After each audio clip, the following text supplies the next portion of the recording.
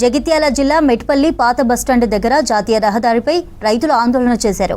మొక్కజొన్న కొనుగోలు కేంద్రాలను వెంటనే ఏర్పాటు చేయాలని డిమాండ్ చేస్తూ ఆందోళన చేశారు. కొనుగోలు కేంద్రాలను ఓపెన్ చేయకపోవడంతో దళారుల చేతిలో మోసపోతున్నామని ఆవేదన వ్యక్తం చేశారు రైతన్నలు. రైతుల ధర్నాతో రోడ్డుపై భారీగా వాహనాలు నిలిచిపోయాయి. అధికారులు హామీ ఇచ్చే వరకు ఆందోళన విరమించమని తేల్చి చెప్పారు రైతులు.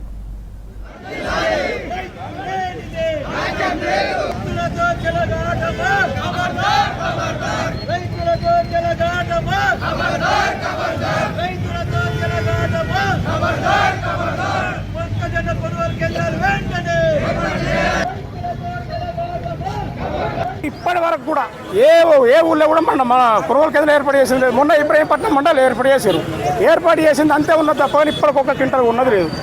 ఇది ఒక ఇబ్రహీంపట్నం మండలం కాకుండా ఖచ్చితంగా యావత్ తెలంగాణ మొత్తం అన్ని కేంద్రాలు ఏర్పాటు చేసి దళారీ చేతుల రైతు మోసపోకుండా మార్కెట్ రేట్ వచ్చి 2400 ఉన్నది, దళారీ రేట్ వచ్చేసి 1700 రూపాయలు ఉన్నది. దయచేసి ఒక్కొక్క ఎకరానికి 30-35 క్వింటల్ల మక్కలు వెళ్తున్న ఏసిక్కి ఒక్క 700 వేసుకున్న ఒక క్వింటల్కు 21,000-22,000 నష్టపోతున్న రైతు.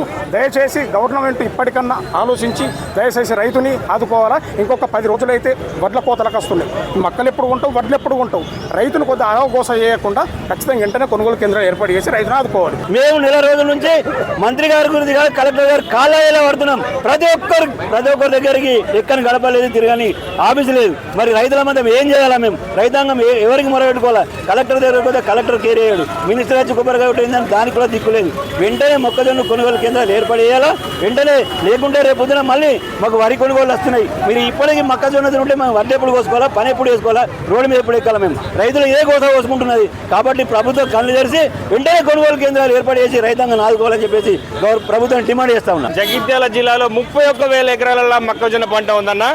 దగ్గర 1,20,000 క్వింటల్ల మక్క ఉంది. ఇలా రైతు దళారులు వచ్చి 1,700 రూపాయలకు అడుగుతారన్న. 300-400 అంటే ఒక క్వింటాలకు 700 రూపాయలు నష్టపోతున్నామన్న. ఈనాటి ప్రభుత్వము రైతుకు సపోర్ట్ చేస్తుందా, దళారులకు సపోర్ట్ చేస్తుందా అన్న?